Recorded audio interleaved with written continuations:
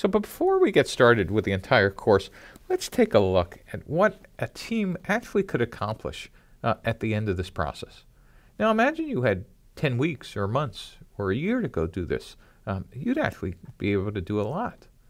But what if we gave you 5 days? I want to give you an example of a team from one of our classes that decided they were going to provide a rental service for professional sports jerseys. And in 5 days, they personally got out of the building and spoke to 169 customers and had 190 people come to their website and actually sold 2 things during the class. Let's take a look at what their business model canvas started with and evolved to. So on day 1, these were their initial hypotheses coming into the class. They thought that their customer segments was going to be professional sports game attendees who were going to be male, adult, less than $100,000 income, and attend 10 games per year. That is, they were beginning with a series of hypotheses about their customer archetype. And they thought their value proposition was going to provide a cheaper way to officially license sports jerseys to a game, eliminate the risk of owning a player whose jersey is traded, and to provide alternatives to purchasing counterfeit jerseys. And their sales channel was going to be websites or stadium shops or ticket websites or direct mail. And how they were going to create demand was through search ads, social media, stadium promotions. And their revenue stream was going to be through an annual subscription model. And on the left-hand side, kind of the backstage of the business model canvas, their activities were going to be rental tracking, shipping, dry cleaning, marketing, customer service.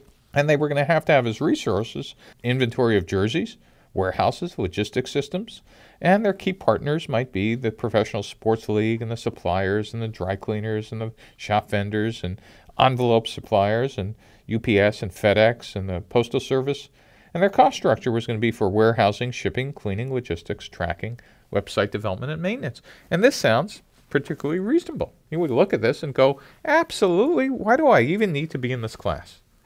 But they got out of the building and spoke to 60 people by going to Yankee Stadium and actually meeting a bunch of customers on the first day.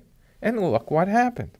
They realized that actually women wore sports jerseys as well. And there was no way you could have convinced them of that until they stood in front of the customers at Yankee Stadium and said, hey, it's a 50-50 split. And that it was actually young adults, 18 to 30, and they actually were casual sports fans. And now they started to get a better understanding of what customer relationships were, about getting customers, keeping them, and growing them. And they realized that people would maybe also be interested in a pay-per-rental model as well as an annual subscription. Next, they got out of the building again. And now they started expanding who their customer segment was, and they actually split the segment into 2. They realized there were 2 different archetypes. Sports jersey owners who were male, 13 to 35, but there was also another archetype, which were people who attended a single game. And they were male and female, 18 to 30, and they were casual fans. And so now they actually were able to take their revenue stream and match it to their archetype. So for sports jersey owners, an annual subscription made sense. But for single game attendees, pay-per-rental made sense. And their value prop differed for, again, those 2 different archetypes.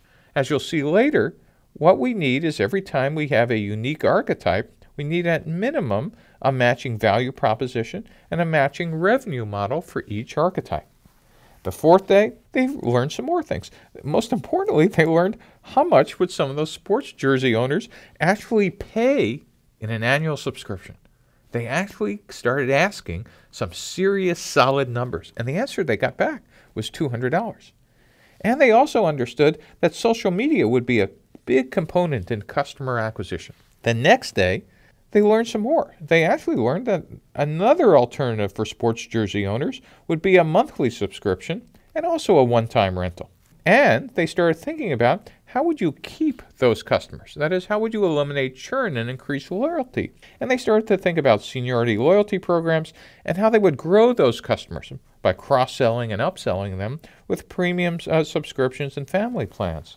So you could see after 5 days, just 5 days, after talking to 160 customers, you could see how the business model evolved dramatically from something that looked like this on day 1 to something that looked like this on day 5. Day 1, a series of untested hypotheses, a faith-based enterprise. On day 5, the faith has turned into facts. And this startup is on the road to actually building something that customers might want. So in the rest of these lectures, we're going to take you through each one of the business model components and hoping you'll get out of the building just like this team to test each one of your hypotheses.